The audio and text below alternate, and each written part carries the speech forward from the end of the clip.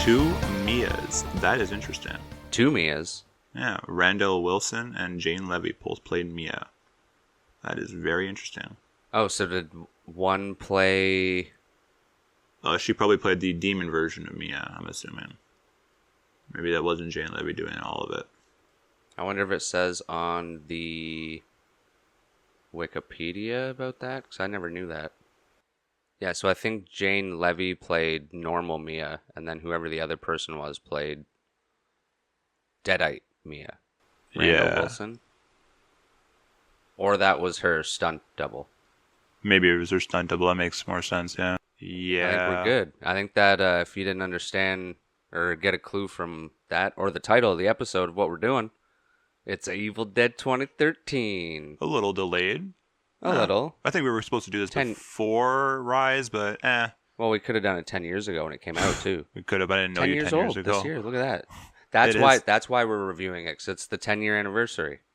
Well, that's why we're reviewing it. Yes, that's what we'll go with. All right, welcome to the Tangents of Horror podcast. I am Brandon. And this is Cameron. That is Cameron. It's true, I can see him. It's no Deadite or anything. And like we said, we're doing Evil Dead 2013. The best Evil Dead of all time. No. I'm getting ahead of myself, but yes, it is. You're being very ungroovy right now. Why is Bruce Campbell credited as the first person in the cast in IMDb? That is ridiculous. Because of course. The guy is literally in the movie for 5 fucking seconds. If that. And that's all you need. That's all you need. That's what Rise needed, was him. Oh, well, it had his voice. So, directed by Fede Álvarez. Yeah. God damn, he did such a good job on this. He's more known... Well, wait, whoa. He did the text... He was part of the Texas Chainsaw 2022? I believe he wrote the story. Are you kidding? It. That's why that movie is as good as it is. Hell yeah. That makes sense. I mean, I love that that entry. I actually didn't know that. That's crazy. And he's known probably mostly for Don't Breathe, do you think? And he did the girl in the spider's web, too. Holy shit. Okay, that was all right. You've seen the girl with the dragon tattoo, obviously. Yes, that's actually one of my favorite movies. It's actually one of my favorite badass. Book series ever. Me too. But and then this one that he did is based off the book that the son of the original author did. I think it was or maybe it was I think it was fan fiction, if I'm not mistaken. I don't think it was his son. I think it was fan fiction. Yeah, well, either way, that movie. Yeah. I'm pretty sure I saw it, and I don't remember. I never saw it. I was too crazy about it because I was a big fan of the original. Yeah. But I don't care what else he made, because he made Evil Dead 2013, and he did fucking good. Yeah, he got this movie, from what I remember. He did a short online of some sort where it was like this explosion of like this entire city. It might have been New York for all I know, and it got a lot of traction really quickly.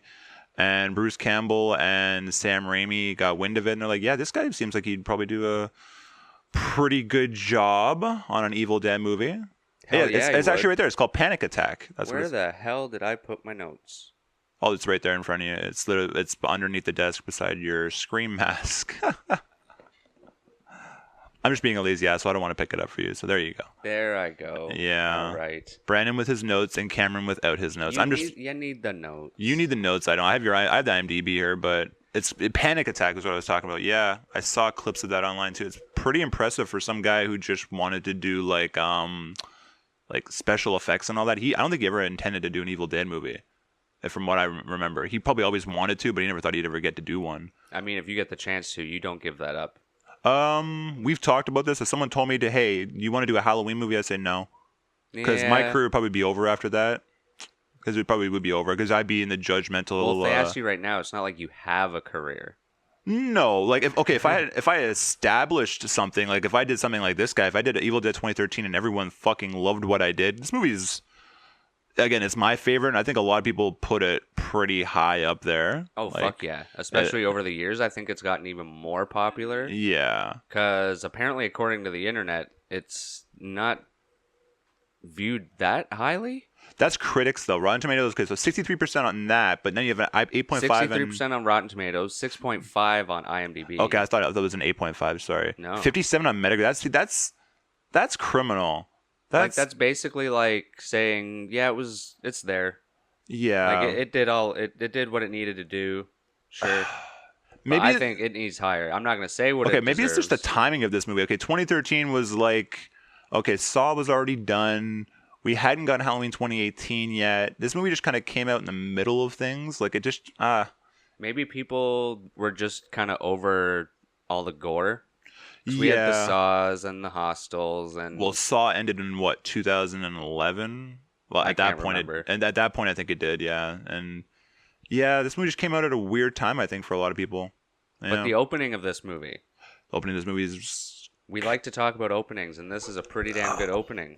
Kind of like a little witch trial thing going on. it's kind of jarring when I think about it too. The way have you seen the new Wrong Turn movie that came out a couple years ago? No.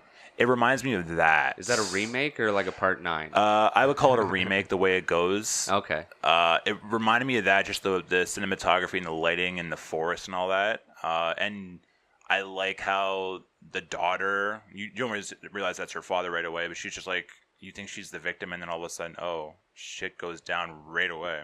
Oh. Yeah. Yeah, this one, it opens with someone running through the forest, Mhm. and then you kind of think it's going to be the evil chasing them and kicking their ass and whatnot, but it turns out to be a bunch of hillbillies and their father. Mhm. And they take her to the basement, of course, of the cabin, and there's like the old witch lady, and they got the Necronomicon going. The best looking Necronomicon, I think. That's just my opinion. I still love the original. I like the face. Mhm. I like that sexy little face on there. I know. It's creepy as fuck. No, but I like this one as well. I like this one more than Evil Dead Rise. Like this one and the original, those are the best looking ones. Yeah. I don't mind the new one, but it didn't look fleshy enough. Oh, what I like remember. even Evil Dead Rise? In Evil Dead No, Rise, that yeah. that book looked like something I could have made in like an art class in high school. I liked the clasp, but that was about it. Yeah. Like the teeth or whatever that cut him, even though that to me reminded me of the new Hellraiser, how they have to cut we've already reviewed that. If you haven't listened to it, go listen to it. If you've seen the movie, if Hopefully you go haven't. see the movie. No, hopefully you have, because the more money it's making good money, and the more money it makes, the more Evil Deads we get. Just because there's one that we don't like that much doesn't mean more won't be good, because they will be. But yeah, no. So she's like tied up to a tree.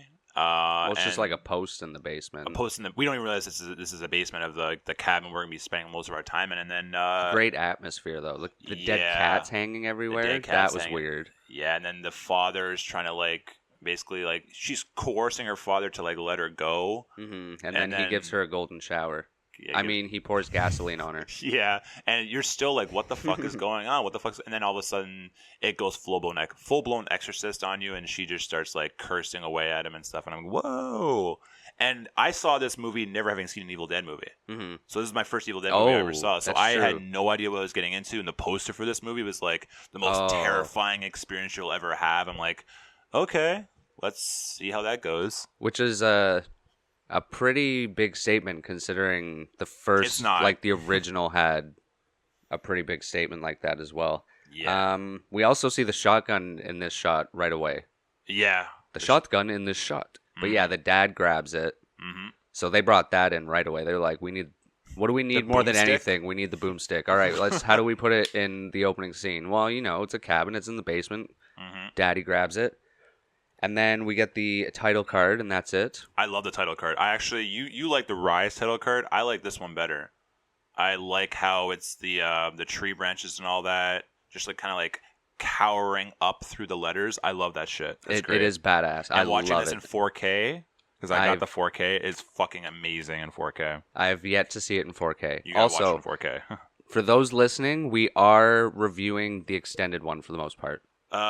Yeah, the extended one. Yeah, I got you to finally watch that, and yeah, it's the preferred version, I would say. Yeah. 100%. There's a little bit more gore, that's mostly all it is. But then we have a scene later on with Eric actually explaining what's going on, which is nice, because I remember the first time seeing it and the ending happening and not knowing what the fuck was going on, why someone was all of a sudden coming out of the ground, et cetera, et cetera. This is one of those examples too of something that's like unrated director's cut. This is an example of that being done the right way. Oh, Yeah, 100%. that was thrown onto like DVD and Blu-ray cases for years, and it's just this is actually an example of that being done the right way. We Yeah. have some great fucking cinematography in this movie too. Oh, this movie's so As they're beautiful. going to the cabin, and we get the shots of like the lake or river that, of course, overflows later on. This was built, I think, on a set soundstage. I think, if I'm not mistaken. too sure. Okay, definitely the outside stuff is out in the woods, but I think the inside was built on a soundstage. If I'm not mistaken, yeah.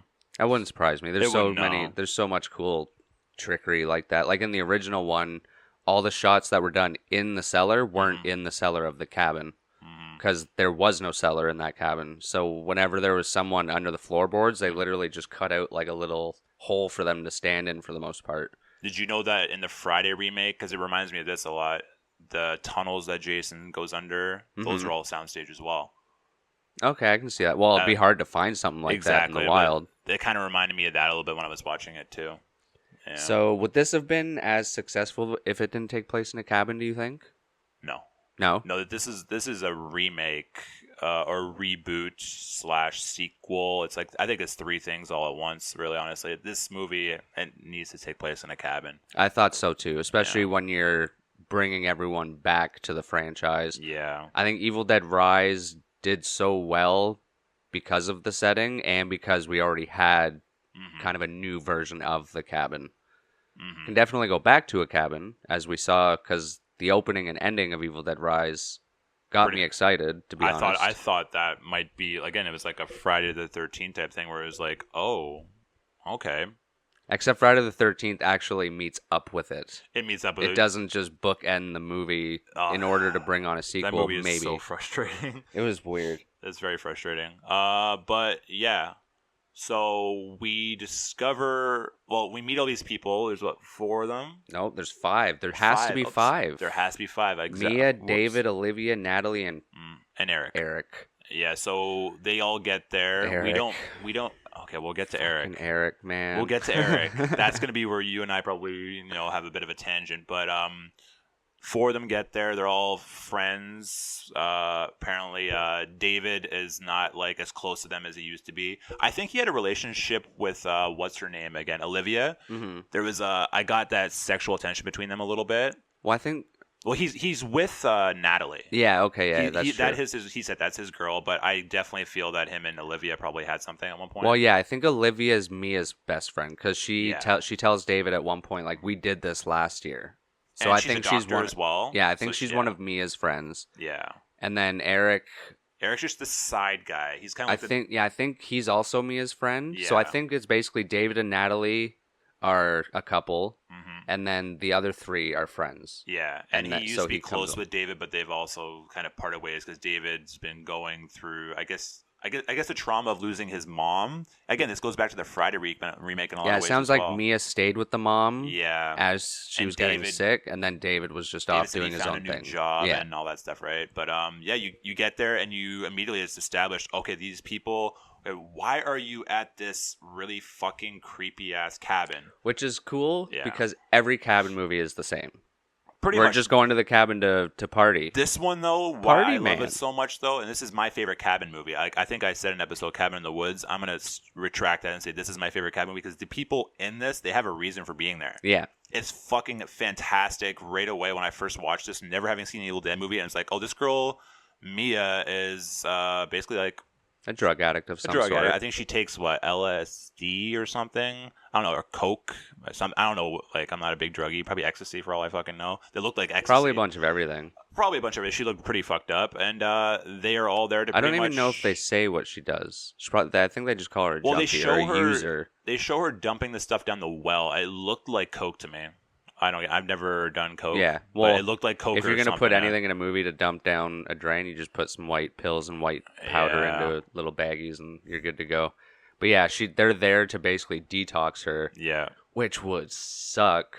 It would suck, and like maybe a nice cabin. Exactly. I was gonna say maybe a nice cabin. Yeah, but this cabin is. Even if it was like cleaned up a bit, there's like no entertainment there. No, it doesn't look like there's like a fireplace or a path or like a walkway to go around. Which will help me defend Eric later, maybe. Okay, but we'll talk about Eric soon. Yes. And another thing, she smells something stanky when they get there. That is after she dumps all her shit down the well, yeah. And I like to, before even that happens too, Olivia says to them all, she's like, she's going to be going through different stages in the next, like, 24 to 48 hours where she's going to have, like, develop paranoia. She's going to be vomiting. She's going to be saying weird shit, which is exactly what happens, but for the reasons they don't realize until later, which is great. I love when they do eventually find what the smell is coming from. Yeah. Because one, the way the dog smells it or finds it is fantastic. He pulls the rug away and there's just that. They don't smell it though. Only Mia and the dog do. That's which the is thing. funny. Yeah. At this point, I would have fucking left whether my sister is a druggie or not because there's literally a giant blood stain over top of the fucking door in the floor. Yeah. And they go down. And then if that doesn't make you leave, I think the dead cats should make you leave. Speaking of blood, I watched this interview with Tom Savini recently where there's this blood formula that he actually, it was created by this other guy. Yep. I remember that. I think it's in I think it's in the Crystal Lake movie, maybe? It might be in that. It's fantastic, too. And it's like the blood in this is so fucking good. It looks like blood. 100%. We're going to be talking a lot about blood soon, so keep so going. much blood. Keep going. But one of my favorite quotes in the movie is when they do find the animals, and Mia looks at, I think, the doctor or whatever, Olivia. and is like, "What's your medical diagnosis now?" And she just says, "It fucking stinks." Yeah. That again, she hasn't been possessed yet, or hasn't been taken over by it. She's just, again, she's still detoxing. Oh yeah, that's probably just her body, like starting from number one again and going forward, right? So, and as soon as she starts getting into like the crazy shit, is exactly when Eric finds the book and the crazy shit starts happening to her. So because it's so like right place, right time of her going crazy anyway. Yeah, she's doing her circles in the rain. Yeah. Yeah, and Eric, dumbass, let's just get to Eric. Finds the book.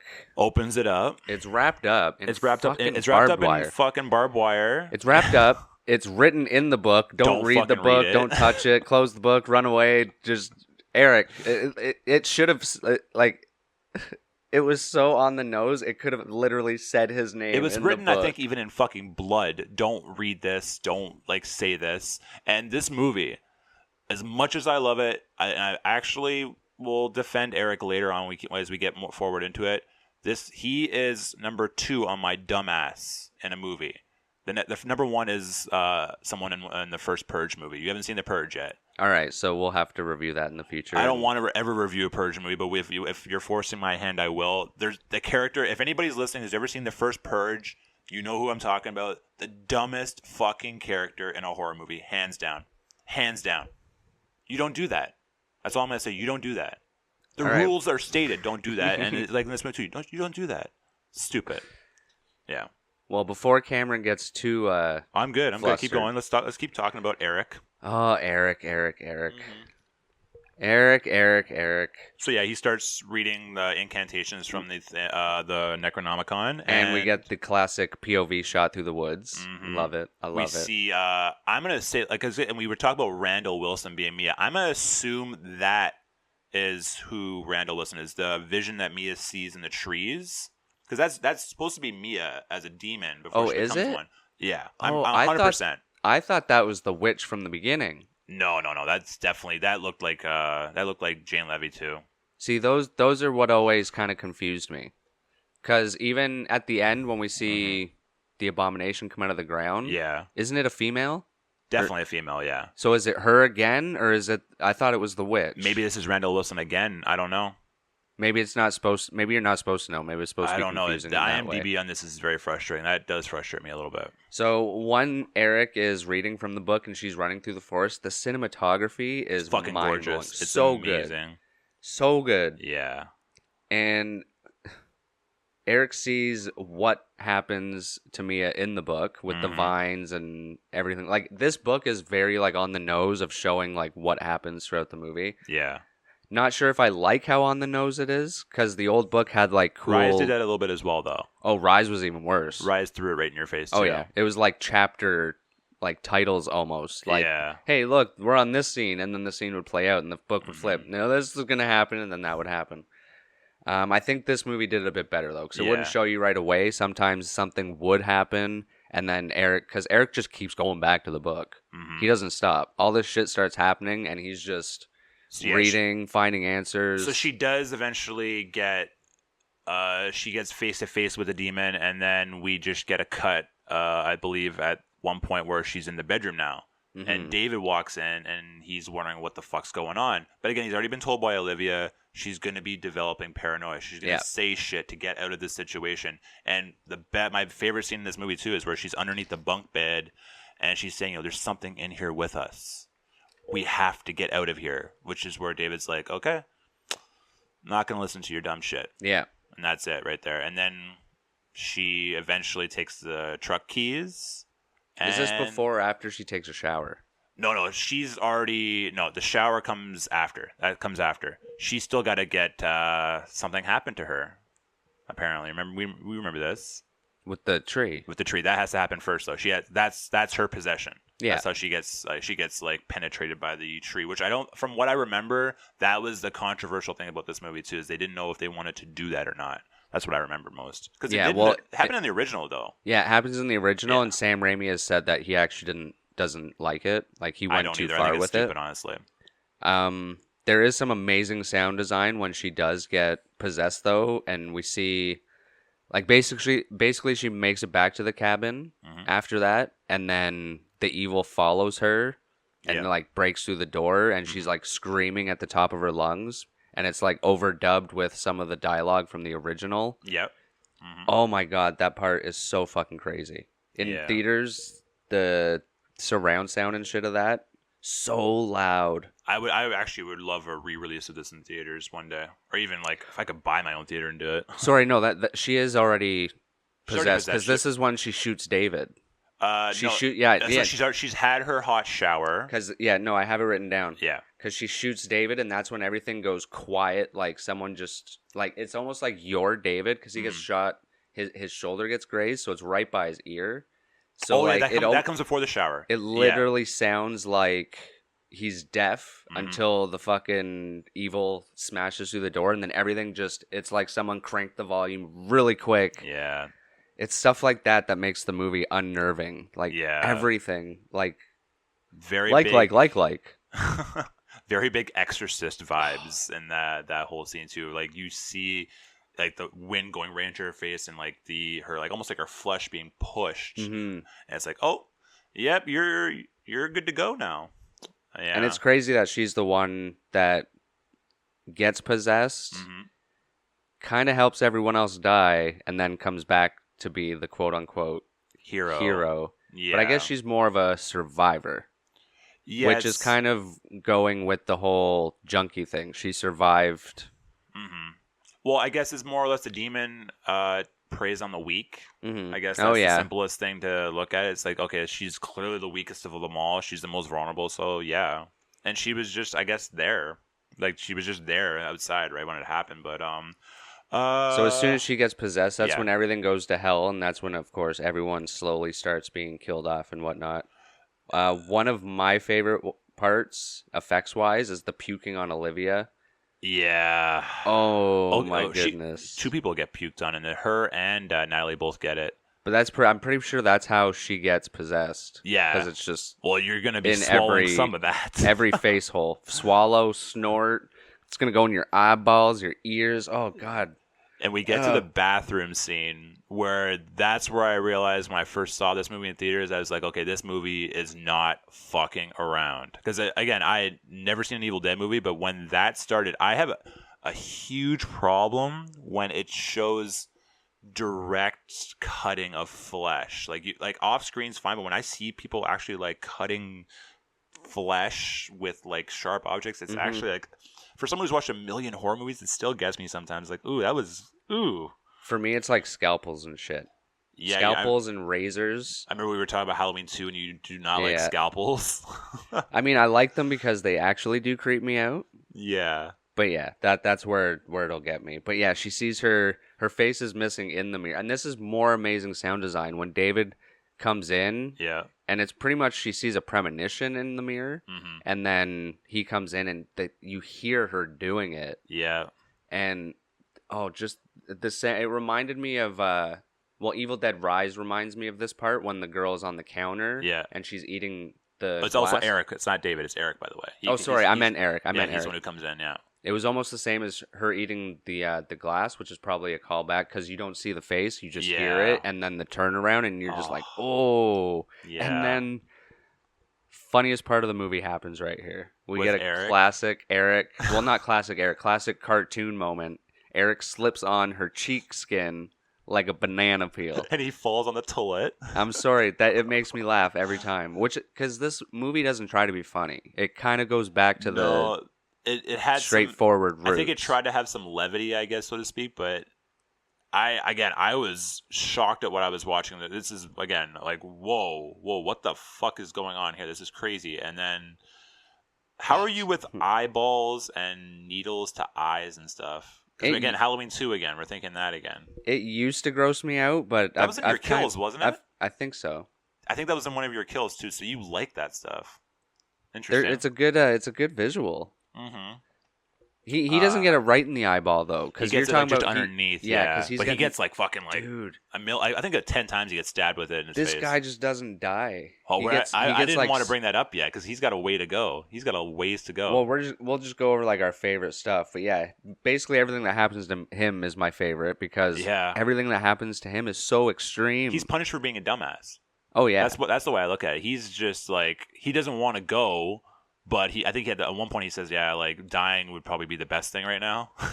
Also, yes. I have a feeling that the way the movie was shot, we're seeing it like flipped, because in a lot of the scenes, like I think it's this one when Eric first gets attacked. Yeah, he gets stabbed in what looks like the heart. I want to say it's his. I'm trying to picture the movie. Watch it again. It's very in the heart. Okay. And there's another scene. Your heart is on your left side. That's below where he the gets nipple. Stabbed. Let's actually, yeah. One of my. Because David does something earlier in the movie that happens with his heart too. Oh, he's making a promise to Mia or something. He says, "Cross my heart," but he crosses the wrong side. So it makes me think that for whatever reason, the movie's like. Yeah, people always get that confused too. One of my exes was a nurse, right? So she always said that your heart, whenever people do like palpitations for like CPR, they always go right here in the chest. It's your left side, like right where your nipple is. And I was like, oh, that's interesting. She's like, yeah, it's people always think it's in the middle, but it's not. So what I was also thinking is because Fede Álvarez, I don't know if he has said this, but this is basically not a reboot. It's supposed to take place in the same universe somehow. Yeah. So I'm wondering if it's supposed to be a different dimension of where the cabin is, and everything's just reversed. So their hearts are on the opposite side of where ours would be, because it's like a mirror dimension of what's going on in the first movie. That's an interesting idea. I actually like that idea too, and the fact that she's using a mirror to see her own reflection. Yeah, that's interesting. That's an interesting. I like it. You really thought about that, huh? I want to talk about the one scene with Eric before he... One of many. Well, yeah. I think this is before he gets stabbed. No, I think he gets stabbed a few times. Anyway, he's back to the Necronomicon, and he's basically talking about what's going on and what the end game is for the book, which is 5 people have to die, which is why there's always 5... Which is why there's 5 people in this cabin, but I've also noticed every cabin movie seems to have about 5 people, including Cabin Fever. Did it? Yep. Oh shit. Okay, so eventually we'll be talking about Cabin Fever like one day, but I do like that this movie actually says that's the reason why. You just made me appreciate Cabin Fever now even more. That's great. That's actually really good. If that's a Cabin in the Woods, did it have 5 as well? I can't remember. We should IMDb that right now. Should we? Yeah, will it tell us? It should tell us at least how many cast members in that movie. But there's more than just the... Well, I have I did a memory when it comes to that stuff. I think there was more in that one, because it seems like there was more... Here we go. So we had Chris Hemsworth, Kirsten... Yeah, they had 5 people in a cabin. That's... Okay, so that's just... 5 friends go for a break at a remote cabin. Yeah, it says it right in the description. Great. So that's a legit thing then. That's funny. So I like how this movie actually says why there's 5 people in the extended cut. In the theatrical cut, it just didn't have It doesn't this part. acknowledge anything, yeah. So Eric tells David that after 5 people die, this abomination is going to come to life and come to try and take over the world. Or, like, whatever. Yeah. Sorry, I was just shocked by how fucking high Cabin in the Woods had on IMDb. 92%? Sure. Yeah, it was The popular. fuck? What are you talking about? Okay, You're I gonna like say- it a lot, but like, fuck, You're 92%? fucking right. It should be higher. Wow. Okay. So Get some let's get to taste. Natalie. Let's get to Natalie's death. Which, her nasty arm. Well, she also has to go down those stairs to see Mia for a little bit. Oh, that was so stupid. Was it though? I It fucking loved it. was. I love that. Again, No, never... not the scene itself. She was stupid.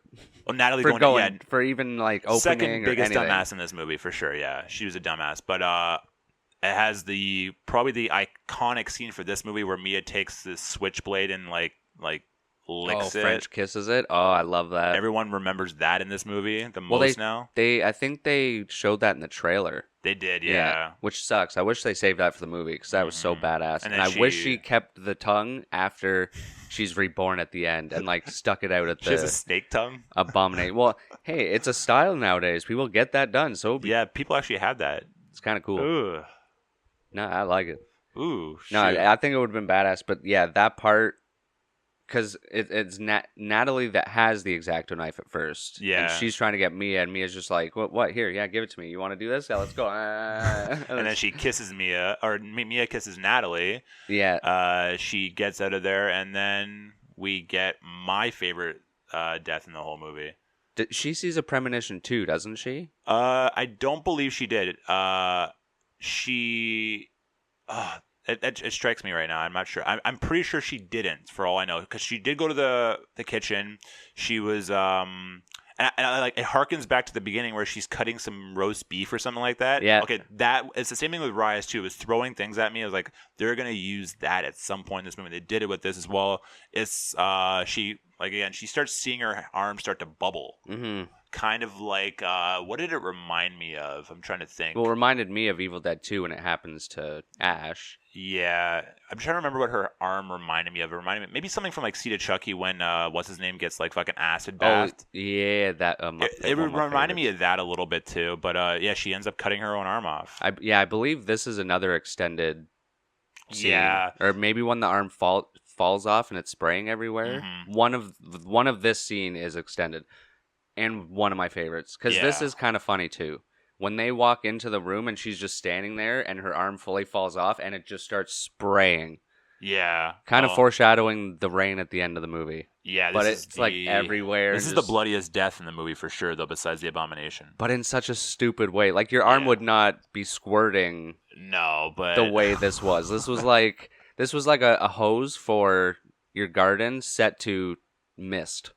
pretty much. And it was just all over the place. It was beautiful. I loved it. It was one of my favorites. And she uses one of those, I was going to say X-Acto knives, but it's a carving, like a turkey carver, it's a the meat- automatic one that you see in every 80s I've holiday always movie. hated, and you can change the blades to it. My mom used to have one in the kitchen, and even before, like again when I was a kid, I was like, man, that thing's. If I fuck up once with that thing, I'm done. I know I will. And I don't think they really sell them anymore because people just No. figured out it's easier to use a sharpened knife Yeah. because you can cut through a turkey pretty easy as long I as was your one of knives those are sharp. dumbasses who use a chef's knife to like butter my bagels. I was like one of those guys. It was really bad. Well, whoever's listening, I say bagels really weird. Like I don't know.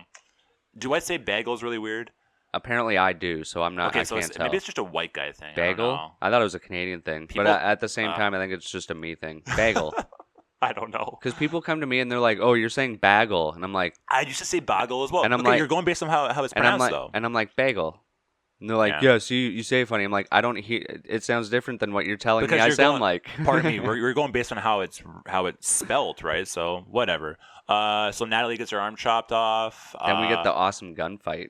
we get the gunfight. Nail gunfight. Mhm. And speaking of Chucky, we kind of get it. Well, it reminds me of a scene from Bride. of Chucky Yeah. with a nail gun.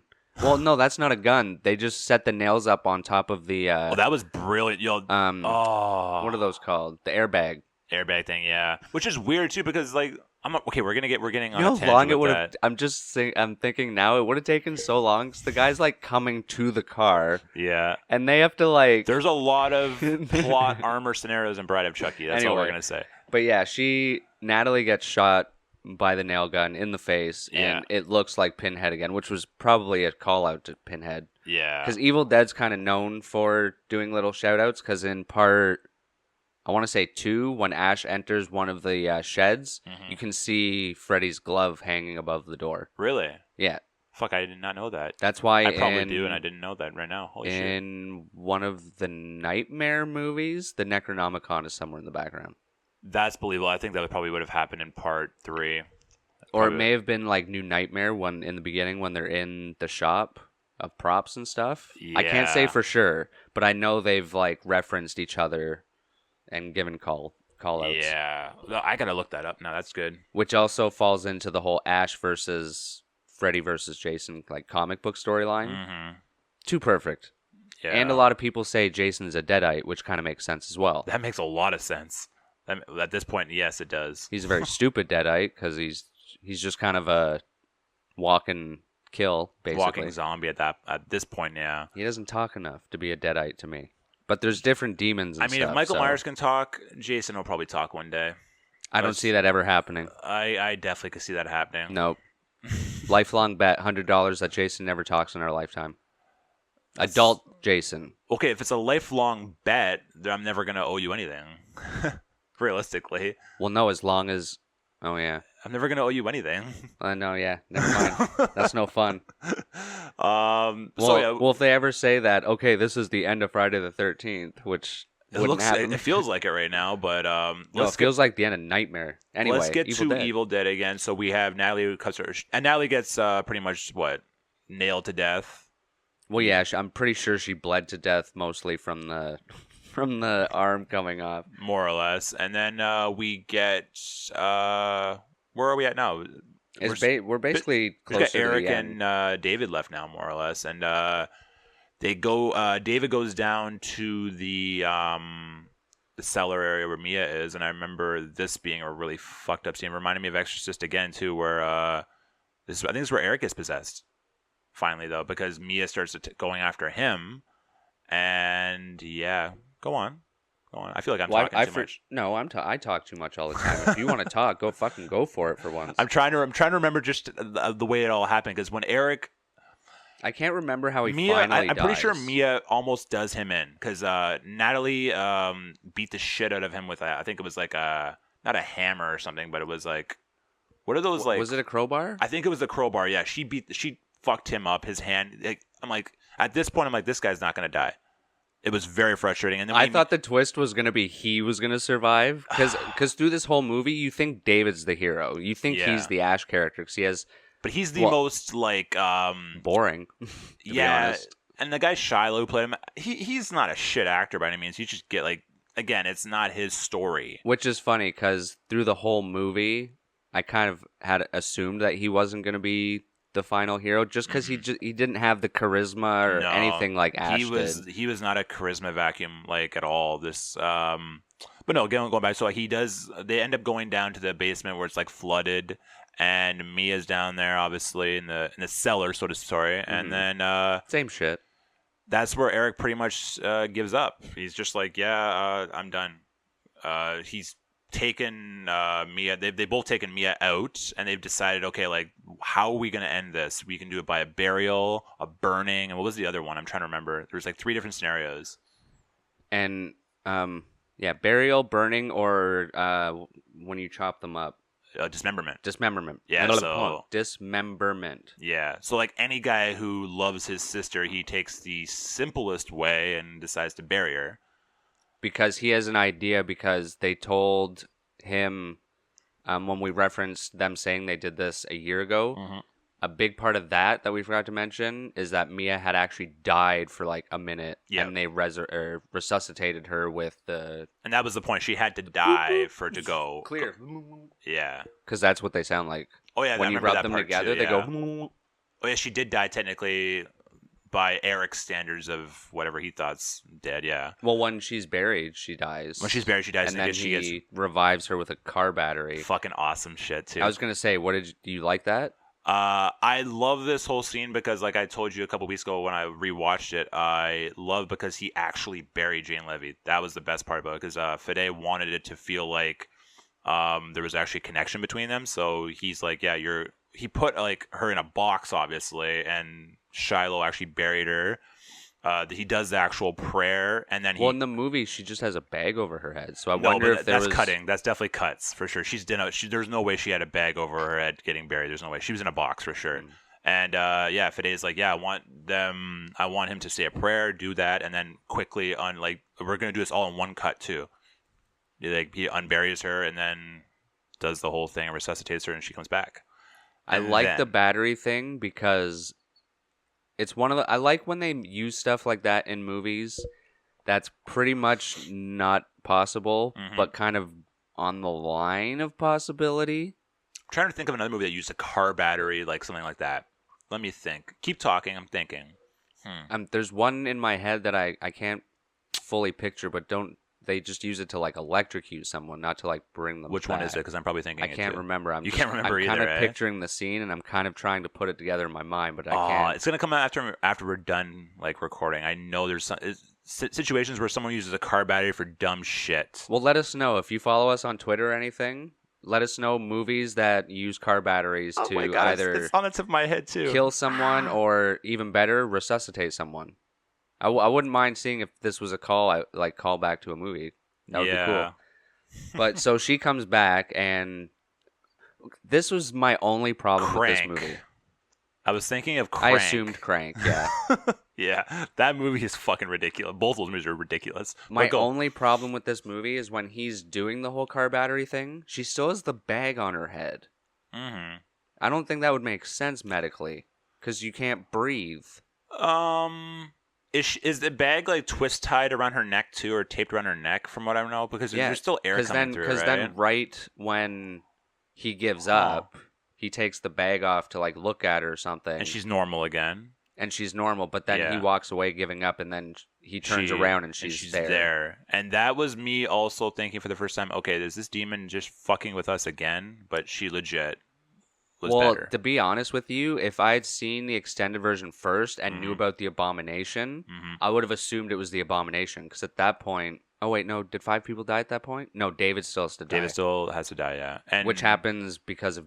We see Eric finally as a Deadite. And I'm not going to lie, I think he's my favorite Deadite. 100%. Because the shots in this, when it's just his silhouette coming out in the hallway, the long hair, his so makeup. Tragic, though. Like... It's it's not a Randy Scream 2 situation, but it's just like, No, he read the book, man, and he wouldn't shut his face. I love the guy who plays Eric in this because he is, as dumb as the character is, the guy... Phenomenal job. Yeah, he's really good. I told you about Spring. Anybody listening, you have to watch a movie called Spring. This guy is the actor in this who plays Eric is in it. It's fucking great. Because he does try to redeem himself through the movie. He does try to tell them what he did, what's going on, what... the Necronomicon is. Yeah. And they don't really believe him at first until they start to notice the stuff. And he's the first one to tell David in the beginning, he's like, we're not going to let Mia go. Like, fuck it. But now he's the one that they're not listening to. And it's just like, oh, shit. Like, Eric's my favorite character in this movie, even though he's the dumbest character in this movie. It's just, would you open the neck? Okay, think about it this way. If you saw this as... in a realistic situation, like real life, we've seen all these horror movies in our life, and you had that book in front of you, would you open it? Yeah, you probably would. I would open it until seeing... Don't read from this book. I would definitely fucking do that too, because I would want to know. It's like it's the age-old question: do zombies exist? Like, it's just like, what the fuck? Human zombies don't, but bugs. There's like 3 years ago during COVID, they sure as fuck did. Like, I don't know. Like, it's. I think I would probably open the book too. Now that I think about it, it's just like, what's the worst that could happen? So if they cast you in an Evil Dead movie, you want to be the dumbass. I would be the dumbass. All absolutely. Right, that's cool. I feel like the way we live our lives right now, we're living in an Evil Dead movie, so who cares? That would be fun if we were living in an Evil Dead movie. But then when they do meet David, or Eric, David sacrifices himself. So if you did think he was going to be the hero, this is the point in time when it's like, oh, wow, he isn't going to be the hero. No. Because they blow that shit up. Yeah, of course they had to do that. No, of course they did. Of course. Because technically, because Mia died and came back to life, now 5 people have been killed. And then we get probably the best... is it blasphemy to say this is the best ending to an Evil Dead movie? Is it criminal to say that? I don't think so. It's one of my favorites of all time. Yeah, this is where, like... It's a good, 15, 20 minutes of Mia and the Abomination on a good little chase and I used to always say ass. that, like, people always say, like, what's the bloodiest movie of all time? And I, for many years, thought Freddy vs. Jason. It's got to be this. But I always say this movie. This movie literally had a fucking truck on set, like a tanker truck, just draining fucking blood. So it's like... And when it starts raining the blood, it is so badass, too. Yeah, Tom Savini they probably used his formula for that. I think that's just the formula for everything. Yeah, it's apparently like 14 drops of green dye for every something kilo, like liters of red. I don't know. And that's how you get this proper color of blood. That's what I learned. I'll believe you. There's one of my favorite shots from the movie here, too, when it starts to rain blood. It's Mia from behind, and then the cabin on fire. So it's it's red, but then the cabin's bringing out this yellow, and then it does one of those like, you know that famous shot from Jaws when he's sitting on the beach and it zooms up, but it looks like the background's like doing something different than he is. Also, you're talking about when the Kinder boy gets like eaten by the shark? Yeah, no. So that's what Steven Spielberg had done. I've memorized that fucking movie. So he wanted to do it as a continuous shot. So every time someone walked by Roy Schneider, it got closer. So you're knowing it's from his perspective. Yeah. So not that though. There's one where it looks straight at him and it's zooming up. Oh, that shot too. But the background looks like it's zooming at a different time, sort of, and it does that with Mia. There's a terminology for that I'm not sure. I just wanted you to know what I meant. Yeah. So it does that with Mia, and then the cabin looks like it's like growing almost, and then the rain. It's just greatest shot of the movie, probably in my mind. It was so fantastic. And then the final fight, she's running. She gets of course, we get the boomstick after the truck falls on her arm. I was waiting for her to lose her arm. Let's just be fair. Everyone knows Ash has like a fucking chainsaw for an arm, so I was assuming a callback.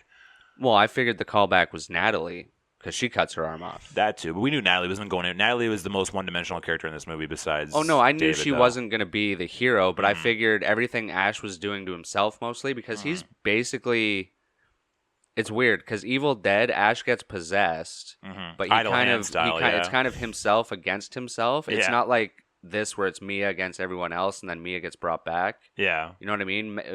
It's very just Ash versus Ash, sort of. Yeah. Kind of a callback to that Mia versus herself too. Like the Abomination is basically her in a lot of ways too. I still thought it was the witch. Maybe it was. I don't know. Because they look very similar. The demon that she sees in the beginning is definitely a reflection of herself. So it's like a duality sort of scenario. But mirror dimension. Yeah, I was waiting for you. See, this is why we do this together. You figured it out. Hell yeah. I also like how the ground feels like it's caving in from the blood. When you see when you see the Abomination coming out, it's like, what the fuck is that?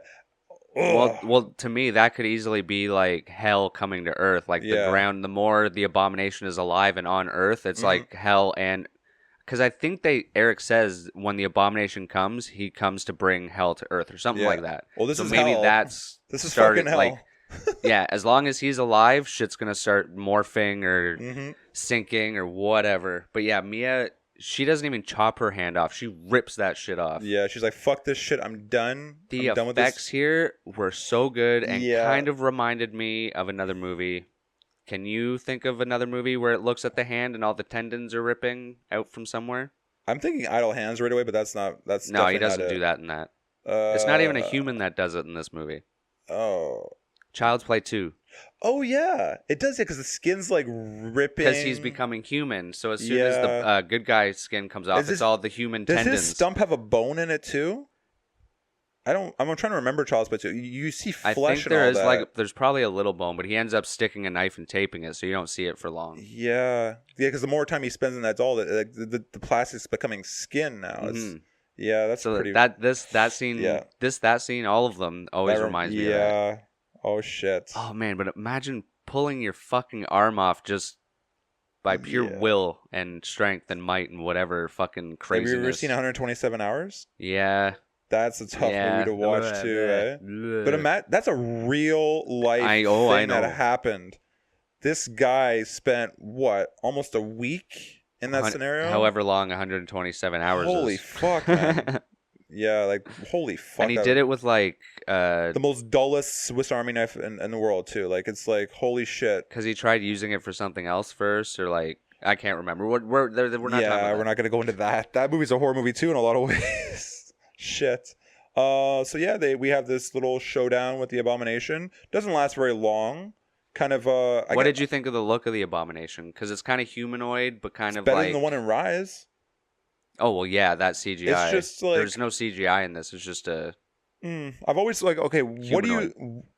If I was to think what a demon from hell looked like, I think there's different demons though. Okay, in my mind, there'd be different looks of demons. I like the demons in Demon Knight, when the people become possessed. So I'm assuming okay, if hell is a legit thing and this was a real thing, I guess that's what demons would look like.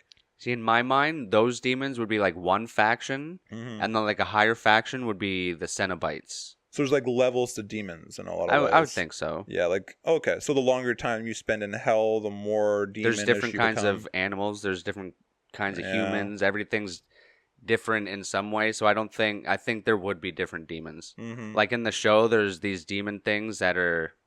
I don't remember if there's more than one or just one, but he's glitchy. And he's almost just like someone wearing a plastic bodysuit, except his mouth is big and it's just a mouth and then all gray.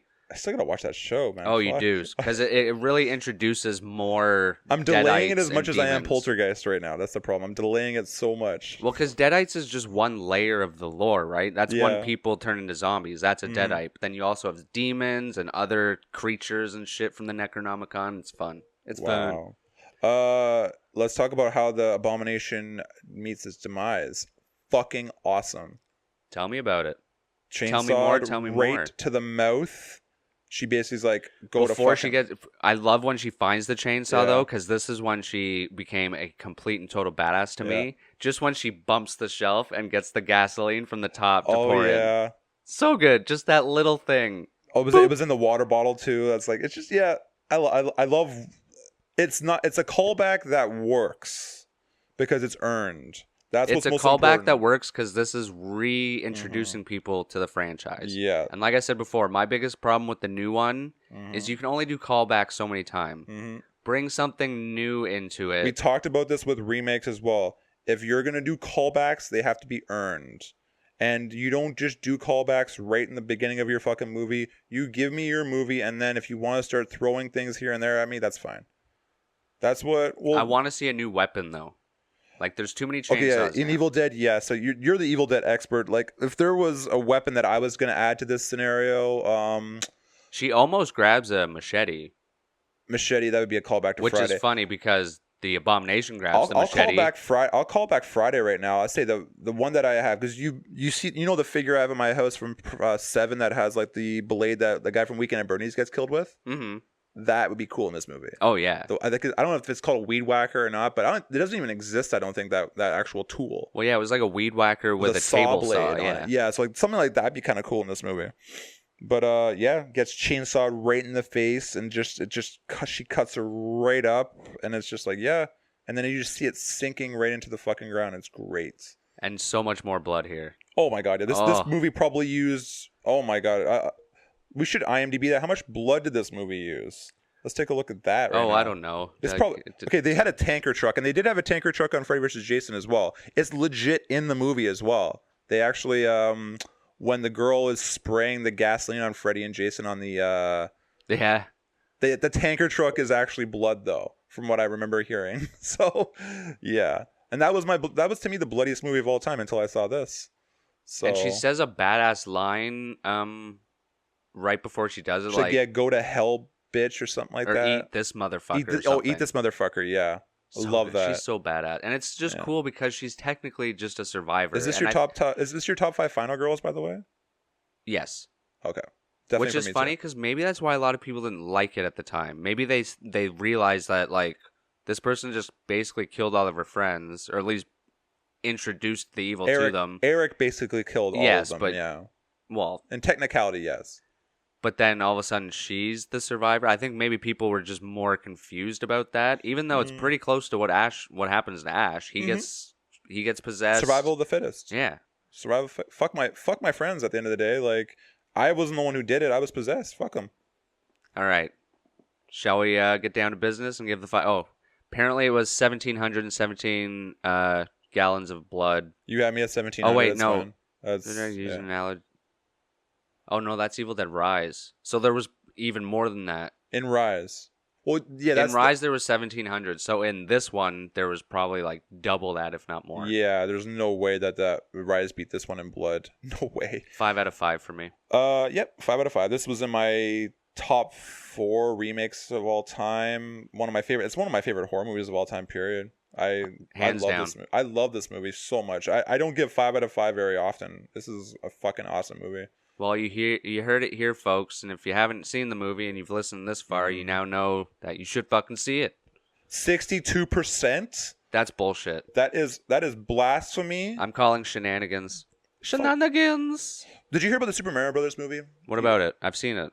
Apparently it's causing a discourse, so to speak, within the community of movie reviewers. It's more or less, we as the movie lovers are starting to rise up and say, hey, this movie's actually fucking good. Fuck the critics. That's apparently what's happening. It took the Super Mario Brothers movie to do that, apparently. Interesting, huh? Wasn't Halloween Ends? No. Well, I mean, that's always how it's been. Like, critics are critics, and the audience is all of audience. a sudden now, the Super Mario Brothers movie's doing that? What? Well, I mean, a lot of people in the horror community especially always know not to listen to the critics. So it's always been like a movie. Maybe they're just being heard because Super Mario is such a main... Yeah. No, good for them, whatever. Yeah. Why? Were critics giving it bad reviews? I didn't read It's got much like a into it. 59% on Rotten or something Yeah, like it that. definitely deserves more than that. Yeah, there's a discourse there. But yes. That's it for today. Thank you for coming to this. Oh, wait. We kind of talked about the Bruce Campbell outro. Yeah, the groovy. Yeah, he had to have his little thing in the end of the... People erupted when I saw it in theaters. I never made it that far because I just left the movie. I didn't know that was going to happen. This is, again, just when Marvel was starting to do the ending thing, so I never knew to do that. It would have been so good if it went somewhere, and I hope it still does. Mia needs to team up with Bruce. Yeah. Tell us your thoughts on that, everyone. Yeah.